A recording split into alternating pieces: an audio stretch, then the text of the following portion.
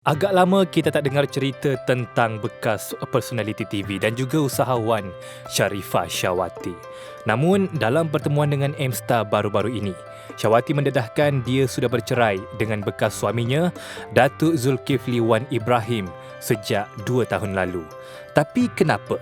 Apa puncanya perkahwinan yang dibina selama 28 tahun putus di tengah jalan? Sebenarnya saya ingin memberikan penjelasan bahawa saya dan juga bekas suami sudah lama bercerai, sudah 2 tahun lepas. Tapi saya merasakan bahawa ada perlunya untuk saya melakukan klarifikasi hari ini supaya semuanya jelas, kerana dia pun sudah pun berkahwin. Kami sudah menjalankan kehidupan masing-masing dengan berasingan, dan saya sebenarnya okey je dengan anak-anak dan keluarga saya, dan we have moved on for the past 2 years, dan saya mengucapkan congratulations kepada pihak dia kerana telah move on juga dan memulakan kehidupan baru, dan saya bangga sebab dia berupaya memulakan kehidupan baru, dan saya juga happy dengan kehidupan saya sekarang, dan masing-masing membuat haluan masing-masing, dan apa yang pasti ialah semuanya perlu happy. Dan itu yang saya ingin tekankan. Dan anak-anak pada mulanya memanglah ketika ada penceraian, memanglah anak-anak pada mulanya merasakan perlu sedikit challenges lah. Tapi anak-anak saya semua matang dan berupaya untuk accept dan adapt kepada situasi ini, dan mereka baik-baik aja.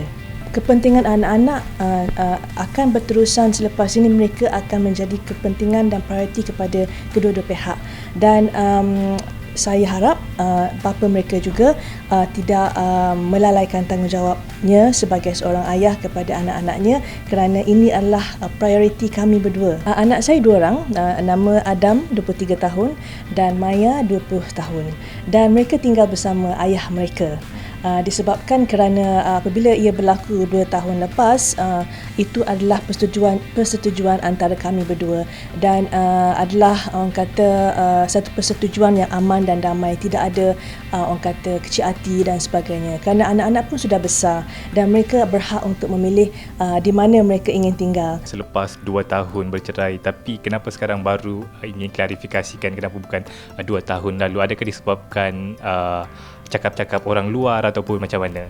Ada orang-orang yang bertanya, ada yang WhatsApp saya tanya, dan saya sebenarnya memang kawan-kawan rapat saja saya beritahu, sebab saya seperti yang saya tekankan tadi, saya tidak mahu memfokuskan kepada hal-hal peribadi saya ataupun keluarga saya, sebab saya tidak pernah memfokuskan itu kepada pihak luar. Kenapa saya tidak bagi tahu? Sebab itulah sebab saya menjaga privasi dan juga keamanan dan ketenteraman anak-anak, kerana anak-anak pun masa tu masih lagi dalam college, dan ingin meneruskan atau memberi tumpuan kepada kehidupan mereka. Dan kita juga perlu tahu bahawa apa yang berlaku apabila penceraian berlaku kepada kedua-dua ibu bapa, anak-anak kadang-kadang memerlukan masa untuk proses keadaan ini. Tapi alhamdulillah anak saya okey, sebab mereka begitu matang untuk menangani semua ini, dan semua baik-baik aja.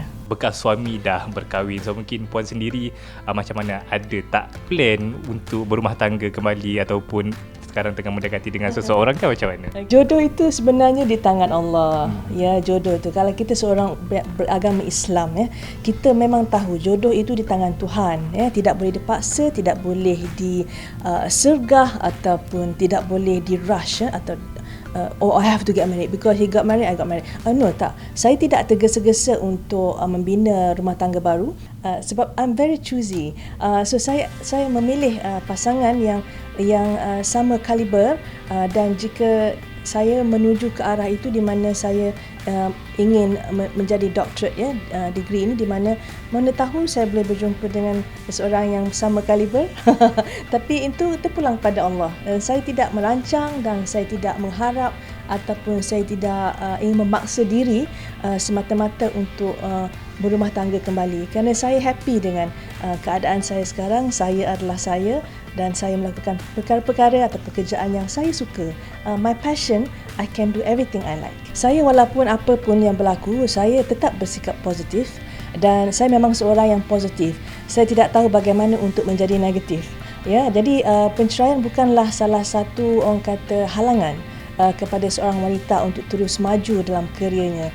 Dan bagi saya dari dulu hingga sekarang, saya memang sentiasa menekankan dan memfokuskan kepada kerja dan kerjaya saya, dan buat masa ini saya pursuing doctorate degree in DBA Business Administration, dan itu adalah lifelong learning yang saya lakukan untuk diri saya sendiri, dan kerja saya dan juga bisnes saya juga berjalan seperti biasa. Sebenarnya saya memang aktif berkecimpung ataupun terlibat dalam NGO di mana kami sekarang dalam kempen Care Together bersama Kelab Wanita Icon, dan saya adalah salah seorang penasihat Kelab Wanita Icon under pilar kesihatan, iaitu yang memfokuskan kepada mental health. Oleh sebab itu, saya suka memberikan inspirasi kepada wanita-wanita di luar sana bahawa jangan jadikan satu masalah itu sebagai satu penghalang, sebab kita perlu strong ataupun kuat di dalam diri kita, bahawa kita perlu percaya pada diri. Walau apa pun berlaku, kita yang akan melakukan apa yang perlu dilakukan, bukan orang lain.